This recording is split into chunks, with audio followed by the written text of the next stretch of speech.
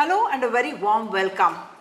At a time when there is a lot of flux, confusion and chaos in the world, comes this very timely and important book.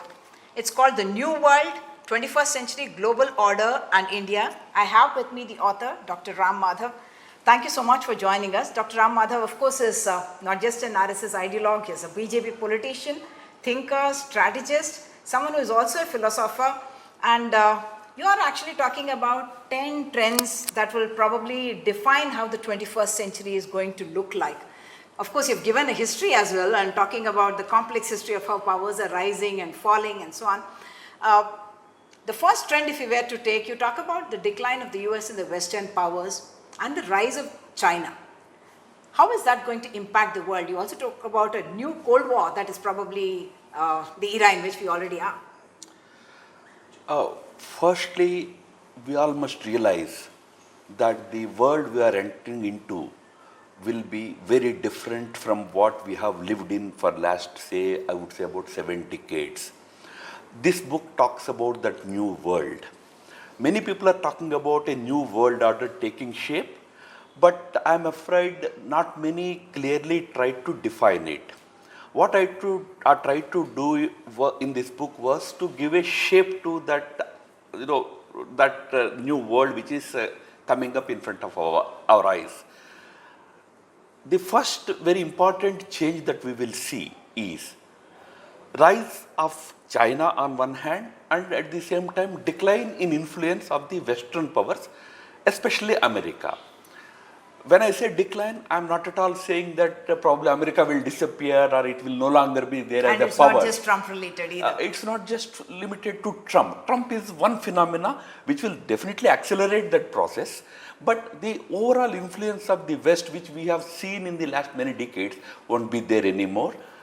China's rise is one important factor in this decline. But also there are several other countries rising. But while the other countries are rising as middle powers, these two countries will incidentally, they will be having important competition between them. It is now becoming like a conflict also. They are reaching that level. So a different kind of Cold War will continue to plague the new world for at least a few decades to come. That will remain an important feature. So we as people of another rising power, India, must understand that this will be an important factor. West, on which we depended so much, will see a decline in its influence. China, which we always have seen as an inimical power to us, will see a rise, and these two will continue to have this conflict. And there is a saying in Chinese, when two elephants fight, the grass underneath will be completely crushed. We have to be careful that in this fight, we should not get into, nor any other powers. You also speak about the fact that India probably didn't have an opportunity to play a role in how the global order is formed and at the time of its birth, last 70, 80 years we talk about. At this stage, do you see us as a small cap, mid cap? It was a startup at that time, let's say. Let's presume, not that India doesn't have civilizational history, but if it was a startup, is it a small cap, mid cap? Not definitely a large cap. How do you see India? So you are right. When the current or outgoing world order was being framed, immediately after the Second World War, we were a slave nation at that time when the United Nations was formed. Incidentally, when United Nations was formed in 1945, 52 nations were the first signatories of that United Nations based new order. India was one of them. But it was British India, not the independent India. So we became independent a couple of years later, and we could not play a big role, naturally, because we were a just independent nation. We were busy with our own, rebuilding activity and all that. But this time the situation is different. We are already 4th or 5th largest economy in the world and largest population in the world. And we have a government which is very ambitious. In fact, I always mention specifically that when Prime Minister Modi met President Obama for the first time in 2014, we said that we have an ambition to rise as an influential and responsible global power. Now, for us to say that we have this ambition to rise, as influential, but also responsible. Meaning, when we rise, our rise will not give any sleepless nights to anybody else. It will be a responsible rise. We articulated that ambition, and Prime Minister himself goes around the world to give that sense to people that I want to play a proactive role. So this time, if we really want to play a proactive role, we have to understand it's not the same world in which we are entering. It's going to be a different world. We have to equip. That's why it's very fascinating, because you're giving almost a very panoramic view of different factors, and they are not just geopolitical factors that you talk about, very insightful about many trends, whether it is coming of technology, AI, quantum. You talk about climate change, environment, all of that. Before that, first the politics itself. In a world where the US and China are on two sides, and you spoke about the rise of the middle powers, how does India negotiate that space? I mean, like you said, we should not get crushed under the weight of these big nations. So I proposed in this book that we must understand that the world in 21st century will not be bipolar. It will be multipolar and it will be heteropolar. Heteropolar in the sense that while countries will rise as important poles, we have risen as an important pole. World recognizes that. So is Russia today.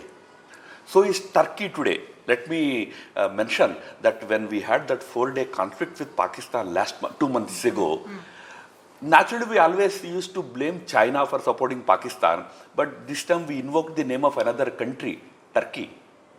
Meaning what? Turkey also has risen as a power. We don't like it, just as we don't like the way China is conducting itself in this region. So today the world is having multiple powers, but these are all regional powers. India is also an important regional power. China, so is China, so are other countries. So we are in a new setting. In this new setting, multilateral institutions that were formed after 1945 are not going to help us. May again mention that for years on, or probably for last couple of decades at least, we used to ad nauseam say that we want a seat as a permanent member in the UN Security Council. I'm saying it's a very irrelevant point today. So we don't really have to fight for that UN Security Council How does it seat? help when the UN itself is in a very ineffective way? And I tell you, already with 5 member countries having veto power, 5 permanent members, we are struggling to arrive at any decision at the Security Council. Imagine India and another 4 countries become 10 countries with veto. Will that body be able to deliver anything? So current multilateralism is not going to work, India should understand. So India has to build regional multilateralism. India has to become an important regional player, deciding about the fate of this region. When I say region, India's immediate neighborhood, extended neighborhood, from East Africa to ASEAN, all this is an important playground for India. Turkey is having its own regional ambitions. So is Indonesia, so is South Africa. They are all having their regional ambitions. So India has to rise as an important regional power, because that's the kind of world you will see, a conglomeration of regional powers. So at this time, like you pointed out, agencies like the UN seem to have failed. We can say it in so many words.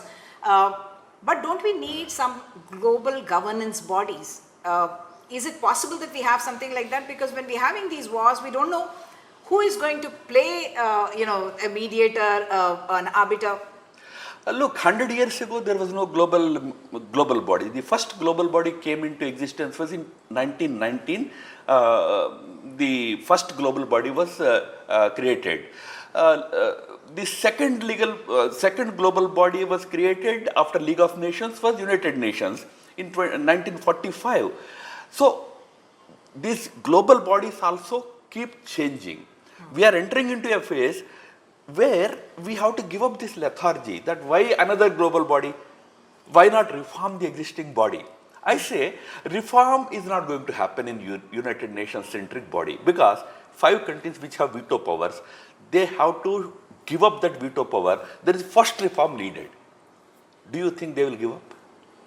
Without them giving up, no reform is possible. So think of a new body. I give you one quick example to understand. Now, China, about a couple of weeks ago, announced a new arbitration arrangement for nations with Hong Kong as headquarters. Now, what will happen to International Court of Justice in The Hague? Because now countries, if they prefer, they simply can go to Hong Kong and China will mediate and solve your problems. New institutions are coming up. If you don't understand that things are actually moving in that direction, you still think you can reform United Nations, you are living in a fool's paradise. I don't deny your point saying that there needs to be some kind of a global arrangement, but to be lethargic to think that nothing new can happen, so let us try and do something with it, some tampering you do it here and there and try it, if it can function, it is not going to work. When League of Nations was not working, there was one Roosevelt, there was one Churchill who stood up and said that no, we will build another organization.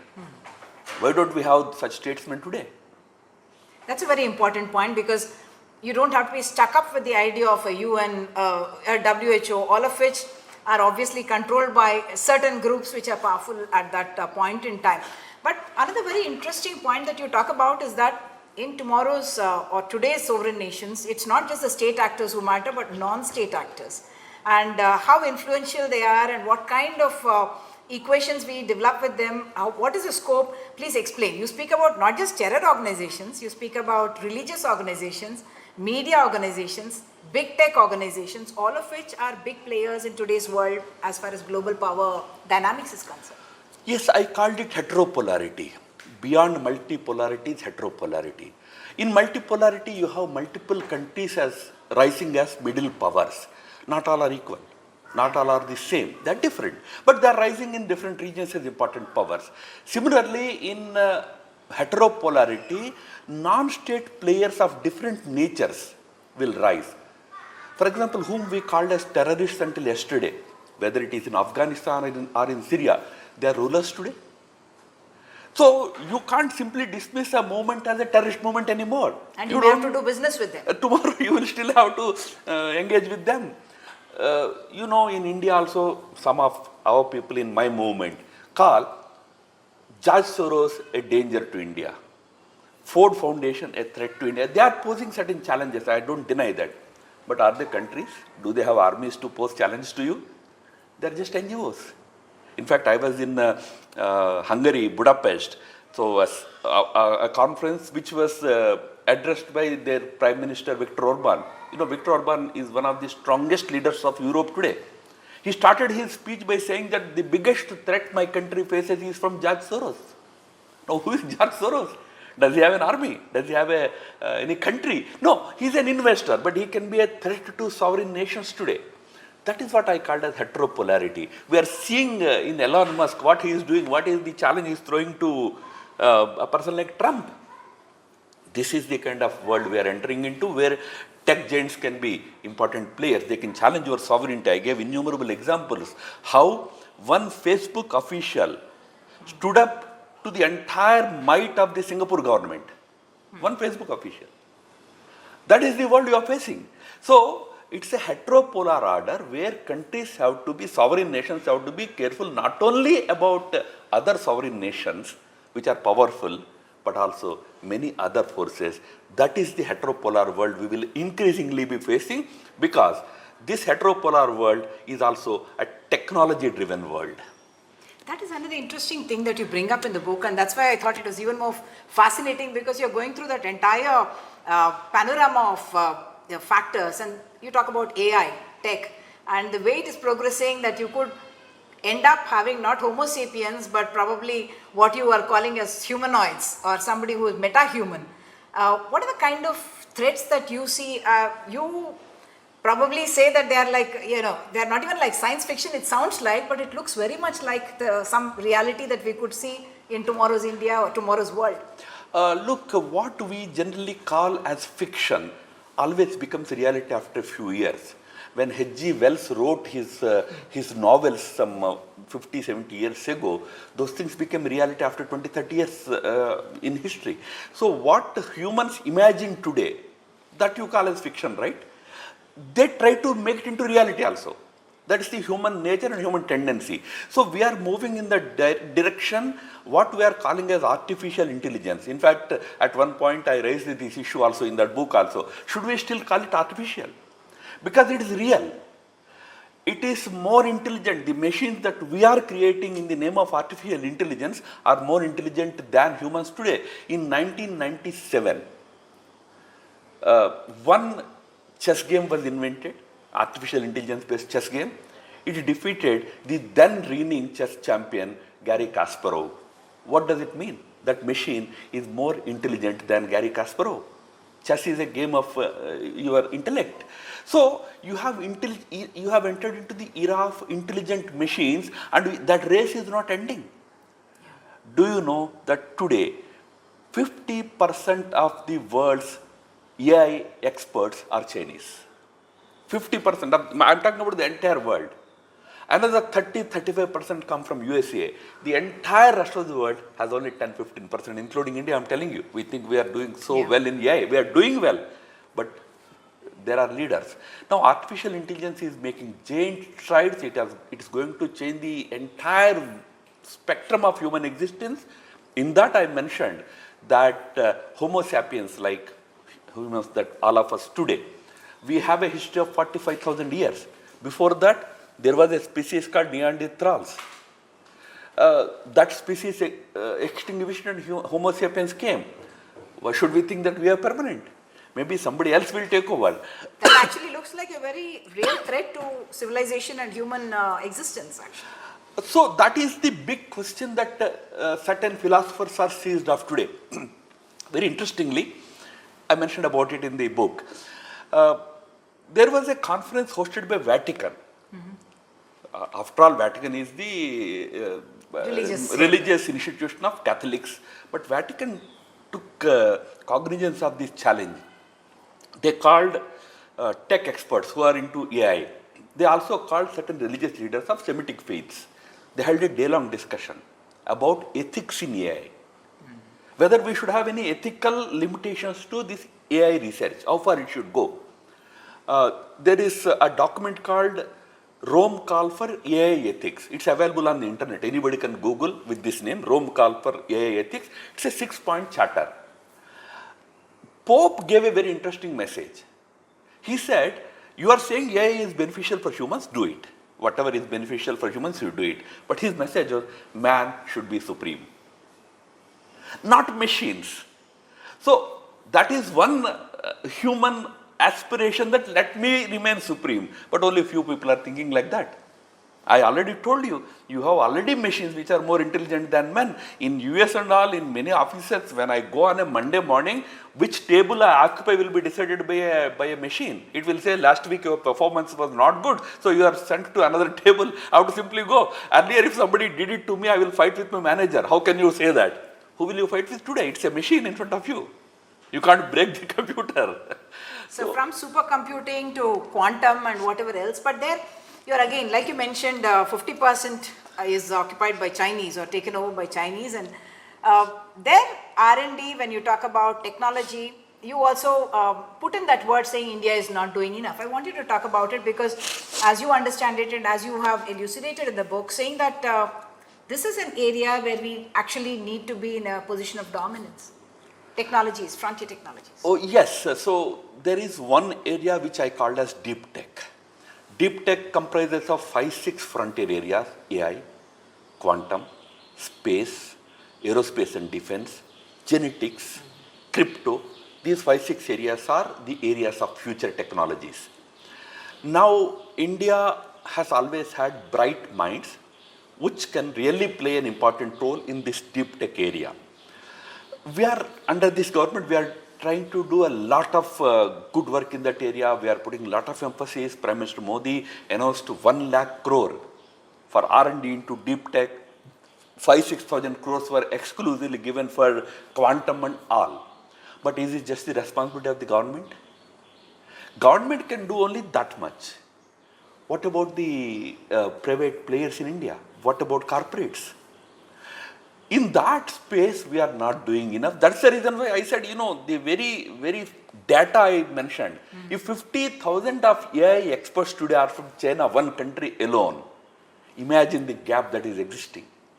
So in these areas, government is really trying to do a lot of work, but everybody has to come forward, and especially in R&D and innovation area, government and corporations, private corporations have to together make huge efforts, because otherwise we will miss the bus.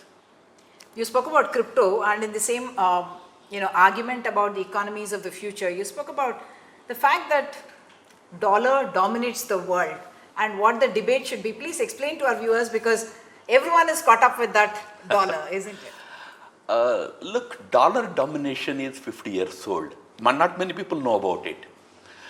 When the new institutions came up, in fact, Bretton Woods institutions they are called, IMF and World Bank. There was a place called Bretton Woods in the West Coast. There, the agreement happened. These two institutions were created. That's why they are called Bretton Woods institutions. In 1944, when they were created, there was a tussle between the US and France. Both wanted their way to happen. France wanted gold to remain as the international currency of exchange. Until then, gold was the exchange currency in the world.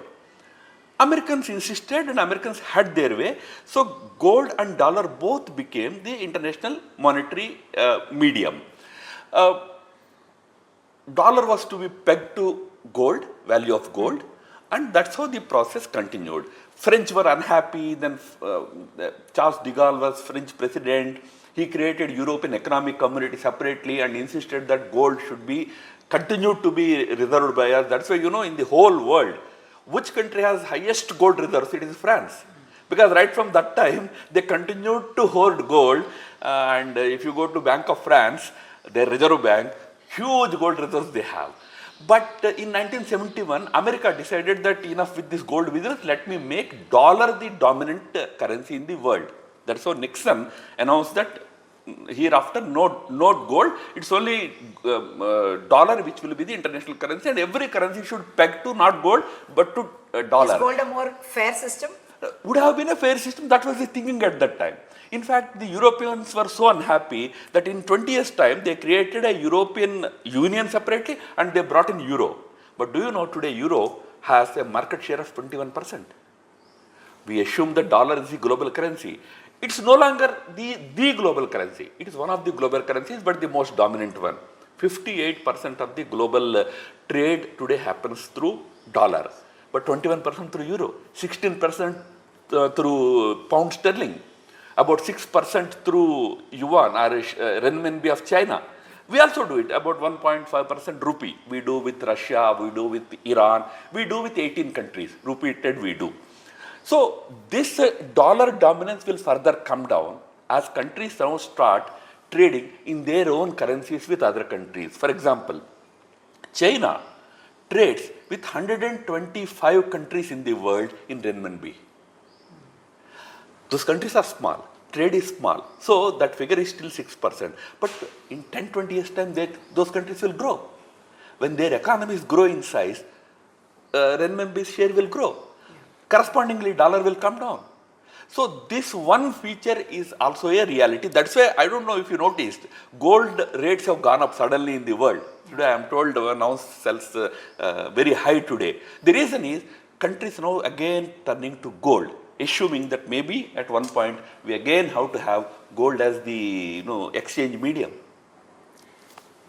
Before we go to India, what it has done, right, you've Dr. Ram Madhav has also given a roadmap almost for India, because he also very humbly says that you can add some points, minus some points. But I want you to talk about India's foreign relations, where you made a difference between what was happening in the past and now. And you said the romanticism of the past should be given up, and you are probably referring to the non-aligned movement and to the Panchsheel doctrine of that sign.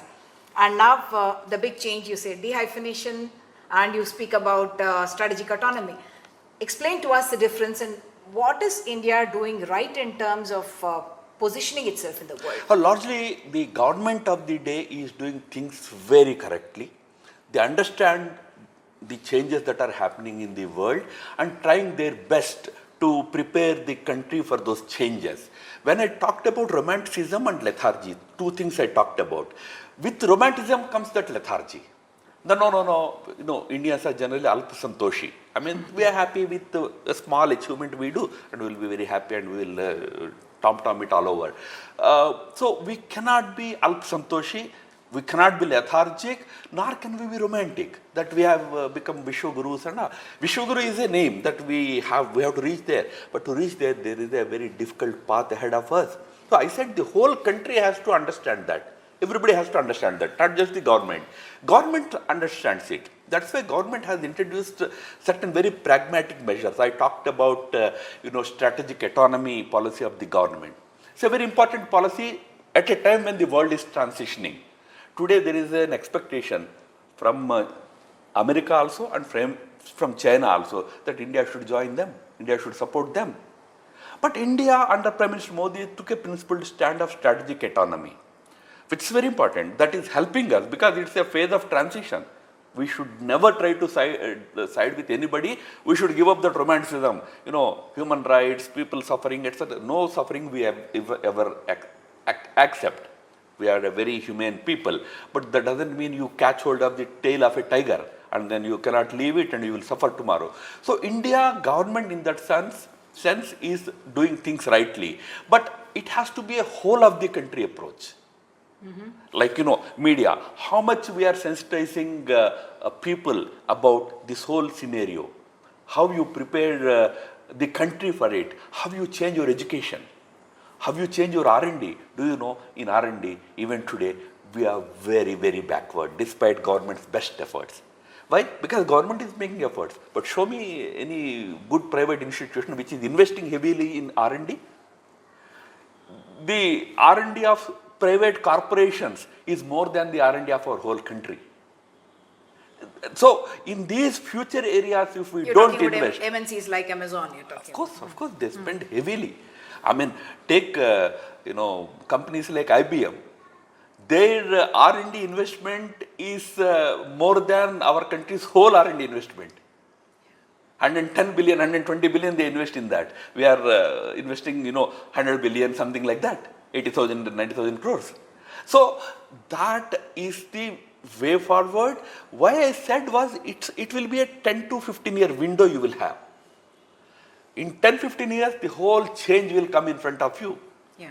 If you are not ready for that in 10-15 years, you will miss the bus. Will the world stop? No. Somebody else will do it. You won't do it. Somebody else will do it. Who's that somebody else is not difficult to imagine. It's China. China is ready with a plan. What kind of a world it wants to create, where it will be the pivot. The whole world will be rotating around it. Just as America envisioned that kind of a world until now. That reminds me again, when you speak about the collapse of the liberal world order, so to speak, you also bring this national conservatism and you talk about wokeism. They are also, in a sense, a very extreme leftist ideology, I guess. I mean, what is the threat from something like that, and what do you define by this wokeism? And when we say nationalist, people tend to say, "Oh, why are you so narrow-minded?" I mean, there are some people who say that as well. So my proposition is this: we need not be judgmental about every change that happens. You need to be prepared for it. Point is about preparing for those changes, not necessarily sitting. This is laziness, right? When something is happening in front of you, you can sit here and give value judgment. This is good, not good for us, this is good for us. But are you prepared for good or bad? Because things are changing in the world. So at the sociological level, I devoted one chapter to it. Two important changes are happening. Under our outgoing world order, we created to build an international liberal order. That world order is called international liberal order or liberal international order, whichever way you call it. It was international, first of all. It was not national. It was liberal and it was an order. It's changing. It's becoming more and more national today. That's what I said. Conservative idea of national identity, national sovereignty is making a comeback. Not just India, not just China. China is a big nationalist country, by the way. Even America. What is MAGA? Making America great again. It's turning back into that nationalist mode.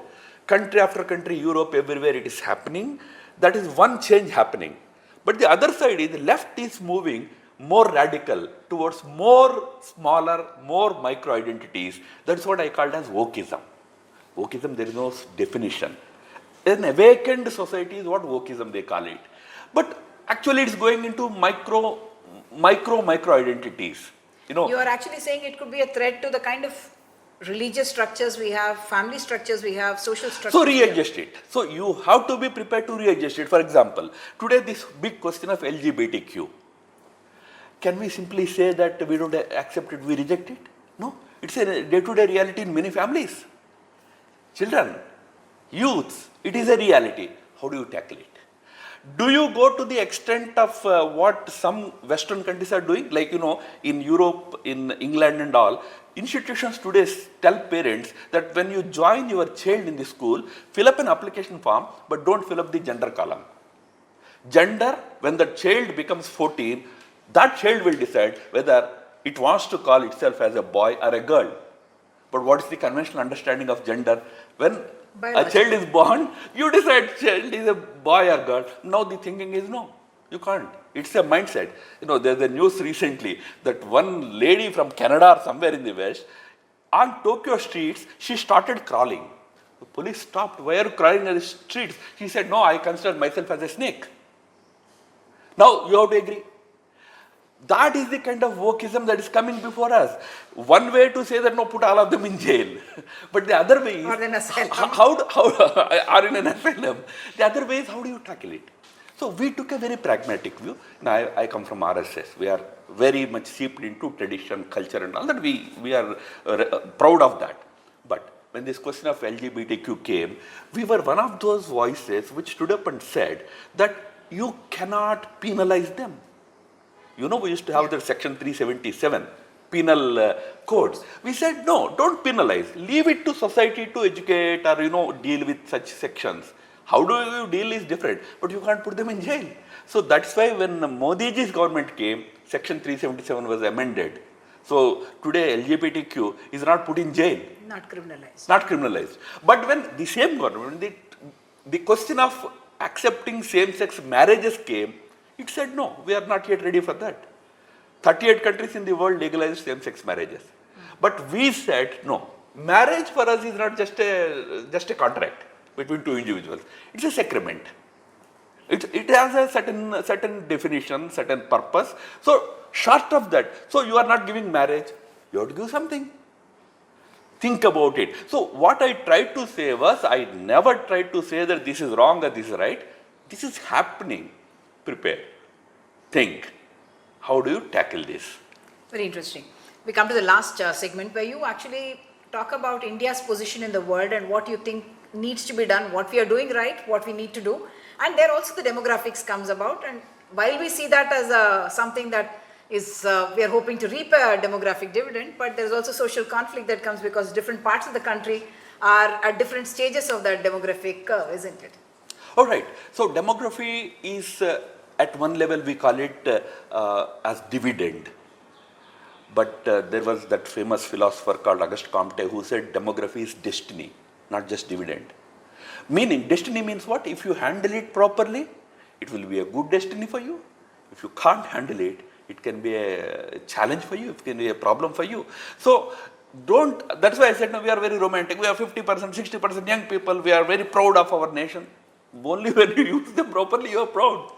If you are 60% and you can't give them jobs, you can't give them good education, you can't drive them in right direction, it will be a liability for you. So India has to take less romantic, more pragmatic approach. That's why I tell you again, this government is the first government to again say that production linked incentives was a policy that government, PLI we call it.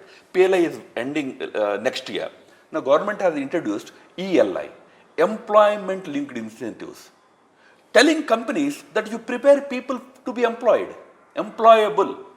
You are churning out people, but are they employable?